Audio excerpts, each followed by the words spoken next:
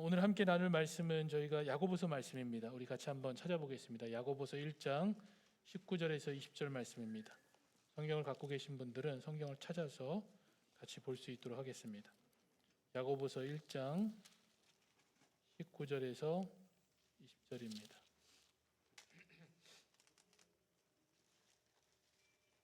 다 같이 읽겠습니다. 19절 말씀부터 같이 읽겠습니다.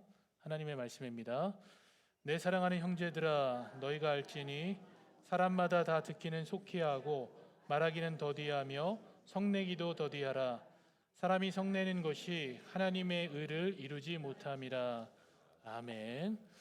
우리 간단한 질문을 통해서 우리의 삶에 대해서 한번 잠시 생각해 봤으면 좋겠습니다. 평소 여러분들이 살아갈 때 작든 크든 갈등 없는 삶이 있다고 생각하시나요? 아니면 없다고 생각하시나요? 없다고 생각하시죠? 없습니다. 그런 삶은 없습니다. 갈등은 우리 가운데 있습니다. 여기서 말하는 갈등은 대표적으로 이 사람과 사람과의 관계적인 갈등으로 저희가 생각해 보면 됩니다. 그래서 우리는 사람과 사람 사이에서 늘 갈등하면서 살아가게 되는 겁니다. 물론 삶의 방향성은요, 정말 그 평안과 기쁨 가운데 살아가길 원합니다. 그래서 늘 삶이 행복한 그 삶, 그런 삶으로 살아가길 원하는 게 우리의 마음입니다. 하지만 현실은 어떤 형태든 늘 갈등 속에서 살아갈 수밖에 없습니다. 그래서 우리가 직접적으로 좀 얘기를 해보면요, 갈등 없는 삶은 없습니다. 갈등은 있을 수밖에 없습니다. 근데 정말 안타까운 것은 뭐냐면요, 이 갈등이 시작할 때 큰 문제를 가지고 시작하는 게 아닙니다. 이 갈등이 시작할 때는 정말 사소한 부분, 사소한 말, 사소한 것으로 인해 가지고 우리 가운데 그 갈등이 시작되어지는 겁니다. 예를 들어서 마가복음에 보면요, 3장에 예수님께서 회당에 들어가셨는데 그 안에 손이 마른 사람이 있었습니다. 근데 그 주변에 어떤 사람들이 있었냐면요, 예수님께서 그 손이 마른 사람을 만나서 어떻게 하시는가 주위에서 보는 사람이 있었습니다. 근데 그 마음에 무엇 때문에 주위에서 봤냐면요, 예수님을 고발하기 위해서 주위에서 보고 있었던 겁니다. 그래서 한마디로 하면 예수님이 어떻게 하나, 그 사람에 대해서 어떻게 하냐라고 보고 있었던 겁니다. 이미 예수님은 그 마음을 아시기 때문에 그 손이 마른 사람을 말씀 그대로 보면 뭐라고 얘기를 하냐면요, 한가운데 일어나게 한 겁니다. 모든 사람이 보는 그 가운데 한가운데 일어나게 하셔서 자신을 고발하기 위해서 주의 깊게 자신의 행동을 보는 사람들을 향해서 하신 말씀이 마가복음 3장 4절 말씀입니다. 이렇게 말씀하셨죠. 그들에게 이르시되 안식일에 선을 행하는 것과 악을 행하는 것, 생명을 구하는 것과 죽이는 것 어느 것이 옳으냐 했더니 그들이 어떻게 하냐면요, 잠잠한 겁니다. 이 잠잠할 수밖에 없었던 이유는 뭐냐면요, 이들은 이 형식적인 율법관을 가지고 있었던 종교인들이기 때문에 그렇습니다. 그러다 보니까 할 말이 없는 겁니다. 그리고 참 진리가 선포되니까요, 그 진리에 대해서 모르기 때문에 본인들이 그 진리에 대해서 어떠한 그 대꾸도 할 수 없었던 겁니다. 진리 앞에 무기력함이 그대로 드러났던 겁니다. 자신들의 그 종교적인 삶만 더 가운데 드러났던 거죠. 하지만 그 진리가 선포되어졌다고 해서 이분들이 변하진 않죠. 진리는 진리이고 그들의 마음 가운데서 이미 갈등이 고조되고 있었습니다. 그래서 5절에 예수님께서 뭐라고 표현했냐면요, 그들의 마음의 완악함을 탄식하사라고 되어 있는 겁니다. 이미 마음이, 그 보고 있던 마음에서 예수님의 그 말을 딱 듣자마자 그 마음이 완악해진 겁니다. 그리고 나서 내린 결론이 뭐냐면요, 이 바리새인들이 헤롯 당과 함께 당을 지어서 예수님을 죽일까 의논하기 시작했던 겁니다. 이 두 그룹은요, 함께 할 수 없는 그룹입니다. 성향 자체가 다르고 정치적인 성향이 완전 다르기 때문에 함께 할 수 없는 이 두 그룹이 예수님을 죽이고자 하는 그 마음에 한 마음이 되어서 뭘 했냐면요, 그것을 모의하고 의논하고 있는 겁니다. 작은 갈등이죠. 사소한 일이라고 볼 수 있는 그 작은 갈등이, 그 언어가 무엇으로 이어지고 있죠? 단절로 이어지는 모습을 잘 보여주는 겁니다. 이 갈등의 시작을 마가복음 2장에서는 어떻게 얘기를 하냐면요, 그 갈등이 시작된 곳입니다. 그리고 그 시작된 인간의 어떤 그 부분이죠, 그것을 어떻게 표현해주고 있냐면요, 그들의 마음으로부터 시작했다고 얘기를 합니다. 우리가 잘 아는 사건입니다. 이 친구들이 중풍병에 걸린 그 자기 친구를 예수님을 만나게 하기 위해서 지붕을 뚫고 그 예수님을 만날 수 있도록 내린 장면 다들 기억하시죠?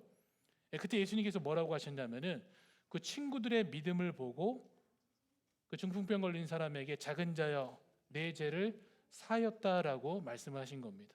그때 거기에 있던 무리들이 그 장면을 보면서 어떤 생각을 했냐면요, 서기관들의 마음의 생각입니다. 이 마가복음 2장 6절에 그 마음의 생각하기를 7절에서 이렇게 표현합니다. 이 사람이 어찌 이렇게 말하는가 신성모독이로다라고 얘기를 합니다. 오직 하나님 한 분 외에는 누가 능히 죄를 사하겠냐라고 얘기를 하면서 갈등의 씨앗이 어디에서부터 시작되죠? 바로 마음에서부터 시작되는 것을 보여주는 겁니다. 여러분, 이처럼 갈등은 그 마음에서부터 시작됩니다.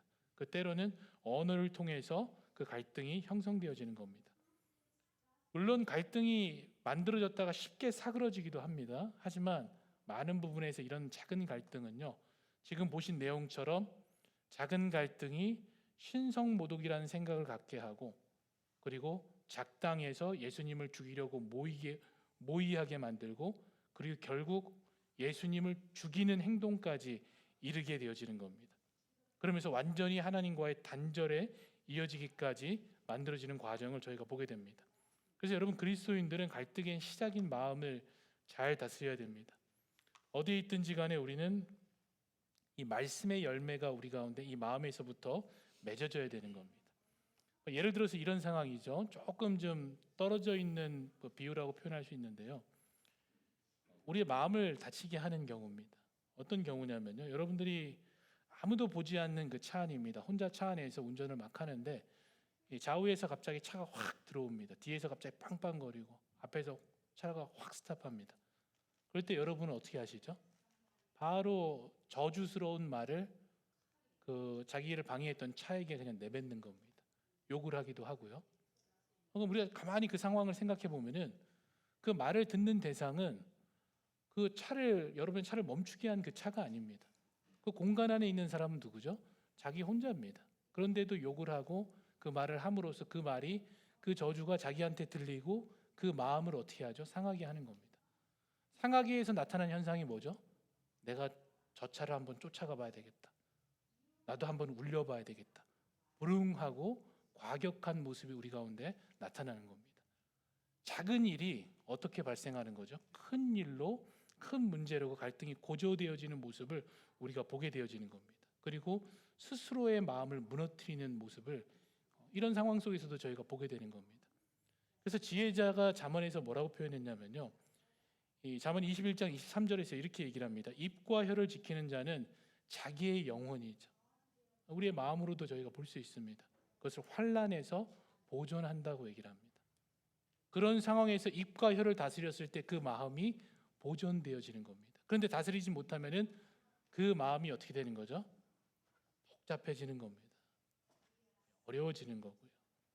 그래서 보통 갈등의 시작은 그 중심에는 이런 상황과 이런 말에 대한 문제가 있는 겁니다. 그래서 언어에 대한 문제가 참 많습니다. 예를 들어서 농담도 마찬가지입니다. 농담을 잘하는 분들은 우리가 재치 있는 분이라고 얘기도 하고, 또 그런 분들이 분위기 메이커가 되기도 하고요. 또 유머스러운 분이라고 저희가 표현을 합니다. 하지만 약점은 뭐냐면요, 이 농담이 충분히 형성된 관계가 아니고 그 농담을 들을 만한 상황이 아닌 가운데에서 그 농담을 하게 되면요, 듣는 사람들은 그 비아냥거리는 소리 들리는 겁니다. 그리고 상당히 무례한 말로 그 말이 다른 사람에게는 들리게 되는 겁니다. 그리고 좋은 조언도 마찬가지입니다. 당연한 당부도 그 사람과의 관계나 아니면 그 들을 사람의 준비가 안 됐으면은 그 말은 그 사람에게 도움이 되지 않는 말입니다. 그 말을 한 사람은 듣지 않았기 때문에 본인이 말해놓고 마음 상하고, 들은 사람은 자기가 듣지 않고 싶은데 말을 했기 때문에 그것 때문에 또 마음 상하고, 그래서 결국은 어떻게 되죠? 그 갈등이 그 가운데 만들어져 가지고 오히려 관계의 단절을 가져오게 되는 겁니다. 그래서 지혜자가 잠언 17장에서 28절에 이렇게 얘기하죠. 미련한 자라도 잠잠하면 지혜로운 자로 여겨지고 그의 입술을 닫으면 슬기로운 자로 여겨진다고 얘기를 하는 겁니다. 그만큼 그리스도인들은 이 말에 대해서 조심해야 되는 겁니다. 근데 정말 안타까운 건 뭐냐면요, 모든 사람입니다. 모든 사람이 자기 자신에게는 후한 점수를 준다는 겁니다.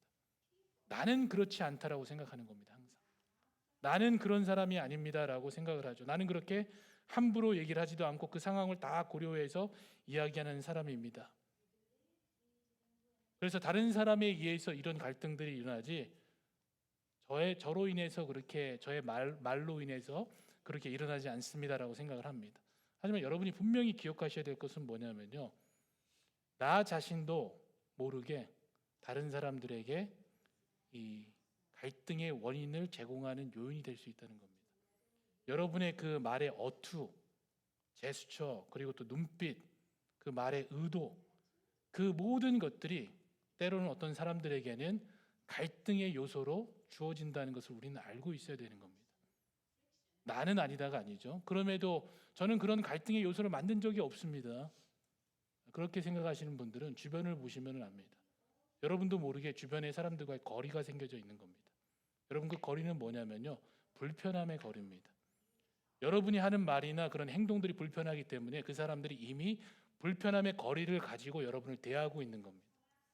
그런데도 모르고 이미 익숙하기 때문에, 그 불편함의 거리가 익숙하기 때문에 나는 그렇지 않다라고 생각하면서 여전히 그런 행동을 하고 있는 겁니다.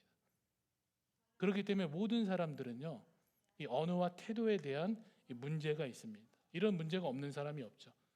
그래서 하나님은 이러한 갈등의 문제들을, 이 언어의 문제들을 하나님은 어떻게 하냐면요, 또 이걸 또 사용하십니다. 그래서 우리를 성숙하게 하시고, 그리고 점점 우리의 언어를 바꿔가시고 태도를 바꿔가셔서 결국은 그 안에 있는 나 자신을 죽게 하시고 예수 그리스도만 살게 하는, 그래서 예수 그리스도면 충분합니다라는 삶으로 살아가게 인도하시는 겁니다. 또한 우리의 언어죠. 나의 언어를 바꾸셔서, 나를 위한 언어를 바꾸셔서 타인을 위한 언어로, 배려하는 언어로, 그리스도의 사랑의 언어로 계속해서 변화시켜 주시는 겁니다. 그래서 그리스도인들은요, 갈등 가운데 항상 먼저 고민해야 될 게 뭐냐면요, 갈등은 일어납니다. 그렇다면은 그 갈등 가운데 이것을 어떻게 해결해 나가는가에 대한 고민을 가져야 되는 겁니다. 예수님께서는 이 갈등을 어떻게 해결해 나갔을까? 우리는 그리스도의 제자로 이 갈등 가운데 어떻게 화목하게 할까라고 고민하고 그것을 실천할 수 있어야 되는 겁니다. 왜냐하면 하나님은 갈등을 기뻐하시지 않습니다. 그가 원하시는 방향은 뭐냐면요, 질서와 조화입니다. 그리고 화목과 평안함입니다.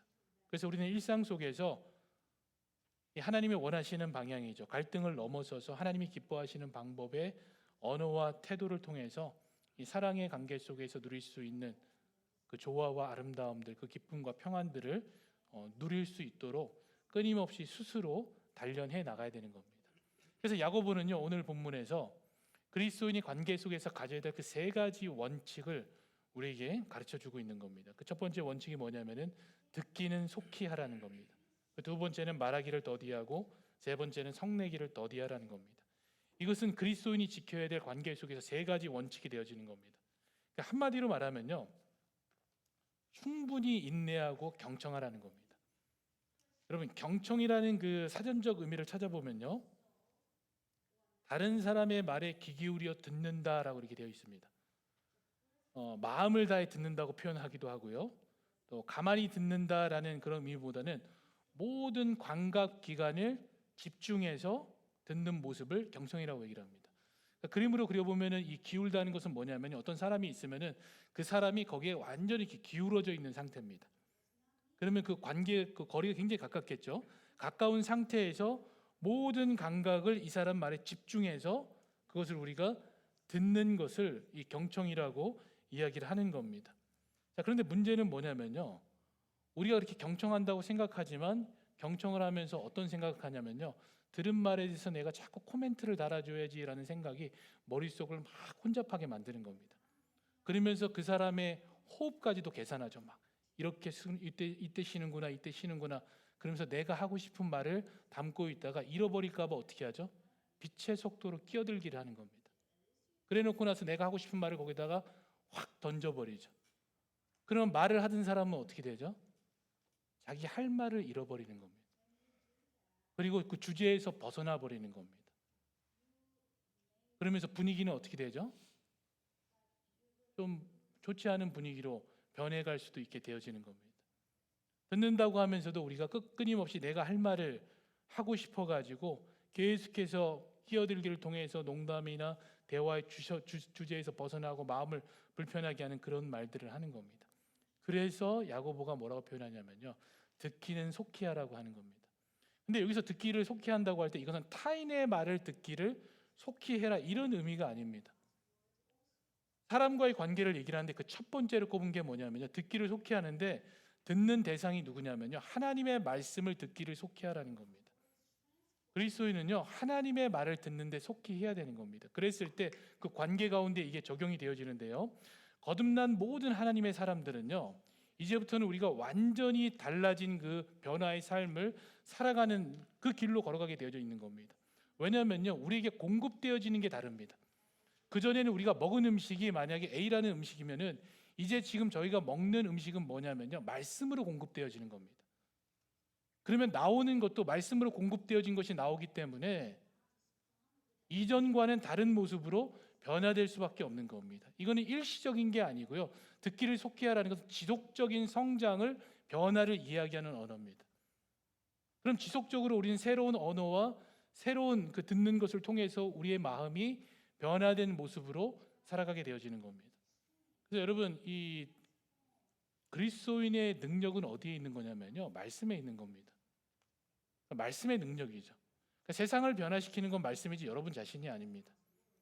근데 여러분이 변하지 않았다면요, 그 말씀의 능력이 여러분 가운데 나타나지 않는 겁니다. 하나님의 말씀을 듣지 않고 살아간다는 겁니다. 그리고 하나님의 말씀을 듣고 살아가는데도 변하지 않는다면 여전히 뭘 하고 있는 거죠? 종교적으로 살아가고 있는 겁니다. 형식적인 그 삶으로 살아가기 때문에 말씀이 우리 가운데 그 능력을 드러내지 않고 있는 겁니다. 그렇기 때문에 야고보는 먼저 우리가 바르게 공급받아야 될 그 하나님의 말씀을 듣는데 속히 하라는 겁니다. 그러니까 스스로 점검하셔야 됩니다. 이전의 나의 모습과 지금의 나의 모습에 변화가 있는가, 성장이 있는가, 예수 그리스도를 닮아가고 있는가, 그것을 점검해야 되는 겁니다. 그렇지 않다면요, 심각한 고민을 하고 회개하셔야 되는 겁니다. 그 말씀이 우리 가운데 나타나지 않고 있기 때문에 그렇게 되어지는 거죠. 말씀이 우리 가운데 일을 하게 되면 갈등 속에서 어떤 변화가 일어나면요, 예수 그리스도께서 하신 그 변화가 일어나는 겁니다. 그 모습이 우리 가운데 답습되어지는 거죠. 베드로전서 2장 23절입니다. 예수님은 욕을 당하시되 맞대어 욕하지 아니하시고 고난을 당하시되 위협하지 아니하셨습니다. 우리가 말씀 안에 있다면은 타인의 거친 말을 더 거친 말로 대항하지 않는 겁니다. 우리가 말씀 안에 있으면요, 타인의 자랑을 더 큰 자랑으로 대항하지 않는 겁니다. 하나 얘기를 하면 어떻게 하죠? 그보다 하나 더 얹혀서 더 큰 걸 얘기를 합니다. 목소리를 이만큼 얘기하면 더 크게 얘기를 하는 거죠. 끊임없이 저희가 경쟁하는 게 아니고요, 다른 방법을 통해서 우리가 이야기해 나가는 겁니다. 오히려 주의 말씀이 우리 안에 있기 때문에 말씀이 우리 가운데 드러나는 바로 이 예수님과 같은 이 태도가 우리의 관계 속에서 나타나게 되어지는 겁니다. 여러분, 그리스도인들은 세상에 살지만 하나님 앞에서 사는 사람들입니다. 우리가 하나님 앞에서 살기 때문에 우리의 삶의 등불이 말씀이 되어지고 그 말씀이 우리의 인도자가 되어지는 겁니다. 우리의 역할은요, 그 참빛을 우리를 통해서 세상에 비추는 역할입니다. 그러면 질문은 뭐냐면요, 그 빛이 어떤 방법을 통해서 비춰지는가입니다. 보여지는 거잖아요. 그럼 여러분에게 보여지는 것은 뭐냐면 여러분의 태도와 말입니다. 그것을 통해서 보여지는데 그 통로로 사용되어질 사람이 바로 여러분들인 겁니다. 그렇기 때문에 먼저는 하나님의 말씀을 듣는데 저희가 속히 해야 되는 겁니다. 그리고 그 들은 말을 통해서 우리가 말할 수 있어야 되는 겁니다. 두 번째 원리는 뭐냐면요, 말하기를 더디하라는 겁니다. 그냥 문자적으로 보면은 더디하다라고 해서 마치 말을 천천히 하다, 이런 속도에 대한 부분으로 인식할 수 있는데요, 이건 속도에 대한 부분이 아닙니다. 이 의미는 뭐냐면요, 성급하게 자기의 의견만을 주장하지 않는 것을 얘기를 하는 겁니다.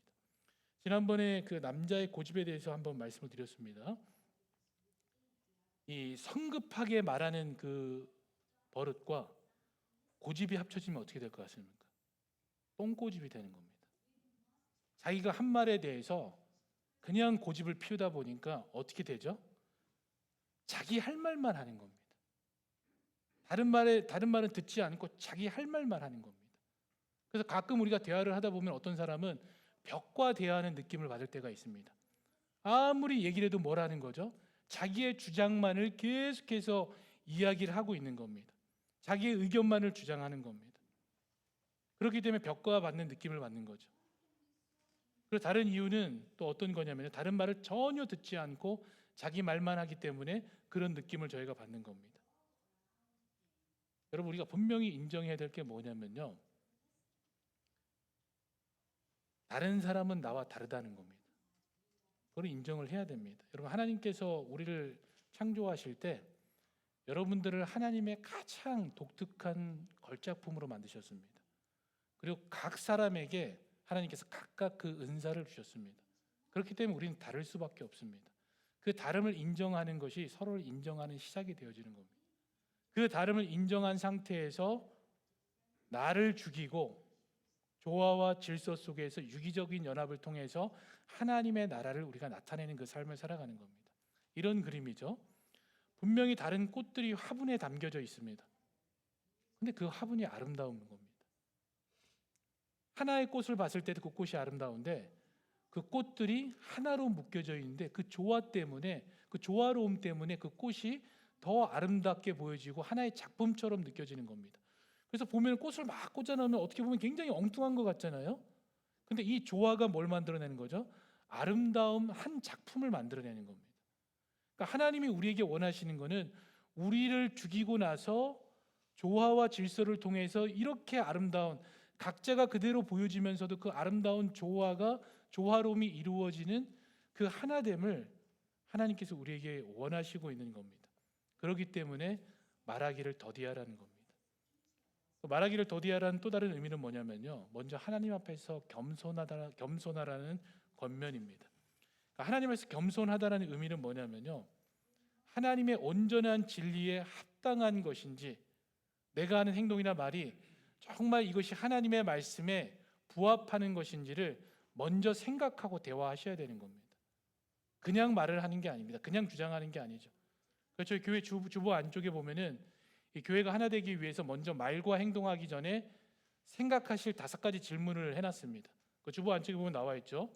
내가 하는 말과 이 행동들이 정말 하나님의 영광을 위한 것인가? 내가 하는 말과 행동이 이 교회의 덕이 되는가? 내가 하는 말과 행동이 교회를 하나 되게 하고 있는가? 나는 변하려고 하는가? 변하는가? 아니면은 뭐라고 얘기를 하죠? 그럼 아예 떠나든가. 그리고 5번째는 뭐죠? 나는 배우고 있는가? 배우기만 하는 게 아닙니다. 배우고 가르치고 있는가를 생각하셔야 되는 겁니다. 그러면서 계속해서 이것이 정말 하나님의 그 뜻에, 그 말씀에 부합하는지를 우리는 점검하고 행동하고 말할 수 있어야 되는 겁니다. 그 의미가 뭐냐면요, 말하기를 더디하라는 의미입니다. 그 3번째 원리는 뭐냐면요, 성내기를 더디하라고 얘기를 했습니다. 같은 의미겠죠. 더디하다는 것은 그 속도에 대한 게 아닙니다. 그래서 급발진해서 성내는 사람, 이거를 얘기를 하는 게 아닙니다. 분노와 증오가 우리의 마음에 어떤 영향을 미쳐진지를 알게 하는 겁니다. 여러분, 이 분노와 증오는요, 우리의 마음을 완악하게 합니다. 예수님을 바라봤던 그 서기관들과 바리새인이 그 마음이 완악해졌었죠. 이 분노와 증오는요, 그 화는요, 우리의 마음을 완악하게 해서 마음의 밭을 단단해지게 만드는 겁니다. 이 마음의 밭은요, 그림으로 그려보면 말씀의 씨앗이 뿌려지면은 그 씨앗이 그 마음의 밭에 새겨지고 들어가서 나무가 자라고 열매가 맺어야 되는 그 공간이 어디냐면 마음의 밭입니다. 그런데 사람이 많이 다니는 길가가 되어져서 씨앗이 뿌려지다 보니까 단단해져서 그 씨앗이 들어가지 못하는 겁니다. 그럼 결국 어떻게 되죠? 공중의 새가 와서 그 씨앗을 빼앗아가 버리는 겁니다. 그러다 보니까 계속해서 마음에 뭐만 남냐면요, 말씀이 새겨지지 않아서 분만 남아 있는 겁니다. 화만 남아 있는 거죠. 그렇기 때문에 우리 자신을 위해서 성내기를 더디하라고 이 말씀이 얘기를 하는 겁니다. 여러분, 우리의 마음밭은 좋은 밭이 돼야 되죠. 좋은 마음밭이 돼야 되죠. 그래서 말씀의 씨앗이 뿌려졌을 때 그것이 잘 심겨져서 30배, 60배, 100배의 열매를 맺는 그런 밭이 되도록 성내기를 더디하라고 권면하는 겁니다. 그래서 바울이 에베소 교회 성도들에게 뭐라고 권면했냐면요, 분을 내어도 죄를 짓지 말라고 했습니다. 그리고 해가 지도록 분을 품지 말라고 하는 겁니다. 한번 여러분 상상해 보세요. 이 마음속에 화를 품고 완악해져서 그 화난 상태에서 상대방 보면 어떡하죠? 사랑스럽지도 않죠. 그냥 보면은 그냥 화가 나는 겁니다. 근데 그게 그 다음 날까지 연결된다고 한번 생각해 보세요. 마음의 씨앗이 들어가지 않기 때문에 그 화가 다음까지 계속해서 연결되어지는 겁니다. 그러면 그 가정이, 그 관계가 어떨까요? 단절밖에 없는 겁니다. 갈라짐밖에 없는 겁니다. 그렇기 때문에 단단한 마음을 말씀으로 녹여서 성내기를 더디해서 하나님이 원하는 그 아름다운 가정, 하나님의 나라, 그 평화를 그 가정 가운데 이루어내라고 성내기를 더디하라고 하는 겁니다. 그러나서 이 바울은 그 뒤에 뭐라고 썼냐면요, 이 분을 내어도 죄를 짓지 말고 해가 지도록 분을 품지 말라고 하면서 그 바로 연결된 게 뭐냐면요, 마귀에게 틈을 주지 말라는 겁니다. 그럼 이걸 우리가 잘 생각해보면 마귀가 무엇을 사용하는 거죠? 여러분의 감정을 움직여서 마음을 완악하게 만드는 겁니다. 그리고 화를 내게 만들어서 상대방과의 관계를 단절시켜 버리는 겁니다. 그래서 마치 이 그 활로 그 상대방의 마음에 그냥 그대로 독한 말로 꽂아 버리는 거죠. 나도 상처받고 상대방도 상처받는 그런 상황으로 놓이게 하는 겁니다. 여러분, 우리는 말씀을 전달하는 도구입니다. 근데 그 말씀을 전달하는 도구가, 하나님의 사랑을 전달하는 도구가 이 성을 냄을 통해 가지고 오히려 하나님과의 관계를 단절하는 도구로 사용되면 안 되기 때문에 성을 내는 것을 더디하라고 얘기를 하는 겁니다. 그래서 더더욱 그리스도인들은 화를 내는 것에 대해서 주의해야 되는 겁니다. 그래서 여러분, 지혜자인 그 잠언을 기록한 사람은요, 그리스도인의 삶의 그 관계 속에서 대화하는 법을 어떤 단어로 표현했냐면요, 잠언 15장 1절에 보면요, 이렇게 표현합니다. 유순한 대답은 분노를 시게 하여도 과격한 말은 노를 격동하니라고 얘기했습니다. 여기서 사용된 분노라는 그 단어는요, 독에 해당하는 단어입니다. 독이죠. 그러니까 말씀드린 것처럼 화를 내면 그 독소를 우리가 그 상대방에게 쏘는 거나 마찬가지입니다. 그러면 상처를 받고 그 독이 퍼지게 되면서 그 관계가 단절되어지는 겁니다. 그 정도로 이 위험하다는 것을 보여주는 거죠. 그래서 독화살로 치명적인 상처를 주는 겁니다. 하지만 그런 상황 속에서 그리스도인들은 유순한 대답으로 그 화를 쉬게 한다고 합니다. 그 분노를. 이거는 멈추게 한다는 의미도 포함되어 있고요. 여기서 유순하다는 것은 그냥 언어 그 자체로 해석해 보면요, 부드럽다라는 의미입니다. 영어로는 gentle이라고 해석되어 있고요. 근데 여기서 이 부드럽다는 의미가요, 그냥 말을 천천히 상냥하게 이렇게 하는 의미에서 유순함이 아닙니다.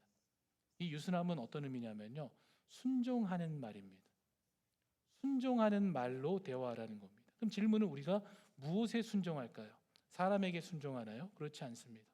우리의 순종은 하나님의 말씀을 지키는 것에 순종하는 겁니다. 그래서 하나님의 말에 순종하는 말로 우리가 서로에게 대화하는 겁니다.